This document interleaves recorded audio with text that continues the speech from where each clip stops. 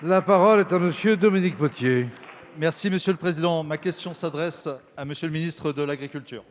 La Fondation Nicolas Hulot pour l'Homme et pour l'Environnement a produit ce matin une étude qui fait état de l'ensemble des financements publics et privés destinés à l'agriculture, à la part qui revient 10% fléchés sur l'agroécologie et 1% véritablement pour la réduction des pesticides.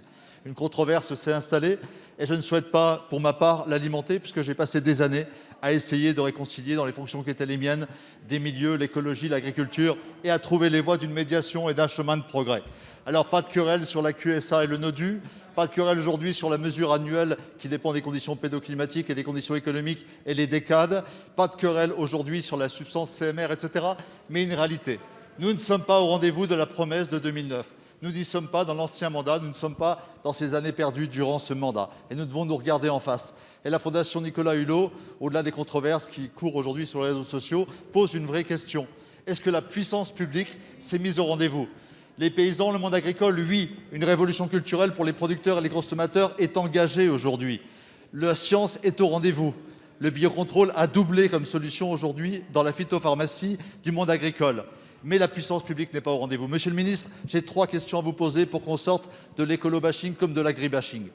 J'ai envie de vous dire, est-ce que nous sommes capables de faire du plan stratégique national le moyen de rééquilibrer les aides publiques de la politique agricole commune au service d'une véritable agroécologie systémique ? Deuxième question, est-ce que nous sommes capables de mettre en place une vraie politique de régulation du foncier pour installer des jeunes, renouveler les générations? Sans cela, il n'y aura pas d'agroécologie et de solutions pour sortir de la dépendance à la chimie. Enfin, dernière question, est-ce que nous sommes capables de réconcilier science et démocratie, de réhabiliter le processus éco-phyto qui est en panne aujourd'hui et de nous donner comme objectif pour la santé des hommes et de la terre de nous remettre autour de la table et de travailler ensemble? Merci. Merci, monsieur le député. La parole est à monsieur Julien Denormandie, ministre de l'Agriculture et de l'Alimentation. Merci beaucoup, Monsieur le Président. Mesdames et Messieurs les députés, Monsieur le député Dominique Potier, je voudrais commencer mes propos en saluant votre courage et celui de beaucoup de vos collègues. Parce que vous l'avez dit, vous avez le courage de ne jamais opposer agriculture et environnement. Puis vous avez le courage de faire des propositions constructives sur le foncier, et vous connaissez à quel point j'y adhère, sur le plan stratégique national, sur la science. Et aujourd'hui, vous avez dit point de querelle. Mais il faut avoir aussi du courage pour n'avoir point de querelle. Il est où le courage ? Il est dans un discours d'incantation, dans un acte de travail de 55 heures par semaine par nos agriculteurs, grâce auquel jamais un produit n'a manqué sur nos étals. Il est où le courage, mesdames et messieurs les députés ? Il est d'en faire parler des chiffres ou il est dans la réalité que vous avez mentionnée depuis 10 ans ?